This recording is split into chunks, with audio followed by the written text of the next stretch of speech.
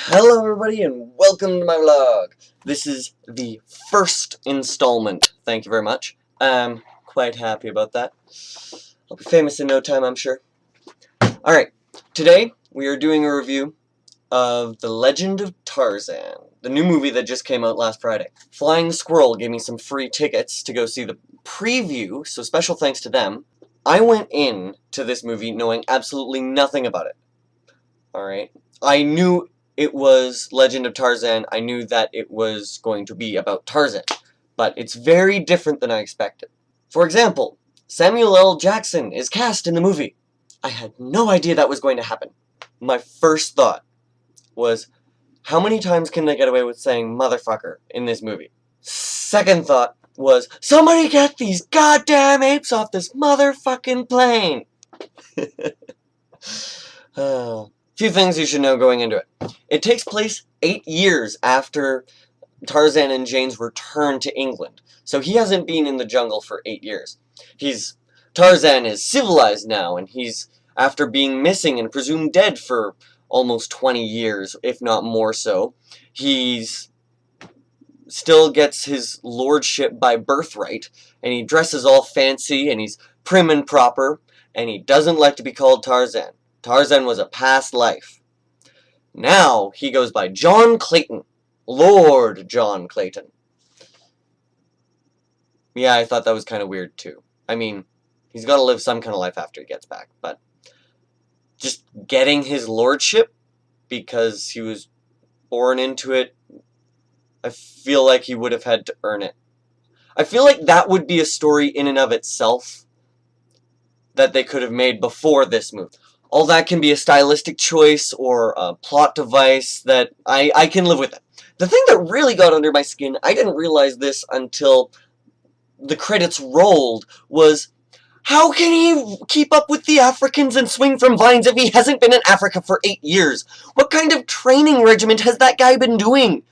Like, that's more than just chin-ups and stuff. Hashtag never take the stairs.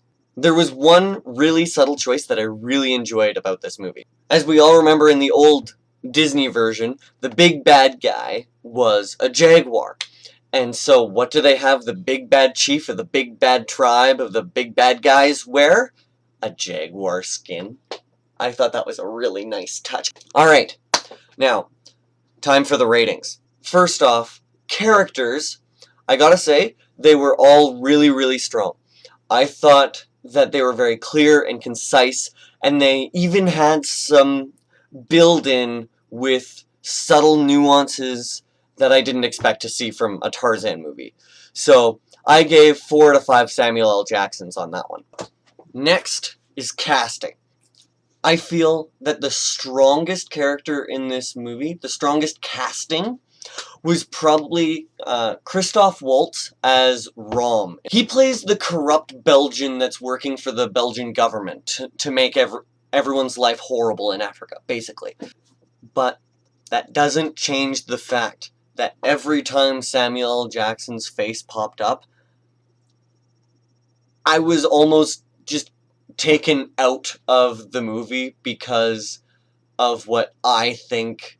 Like, I have Samuel L. Jackson, like, cast as in my mind, and this character wasn't quite that.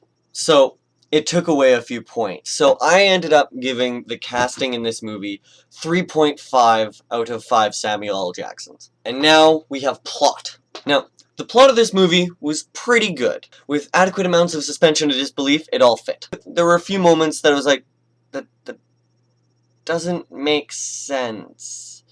But even then, I was only thinking those after they had happened. So, they did a pretty good job with that. I really liked that it was a story that we hadn't heard.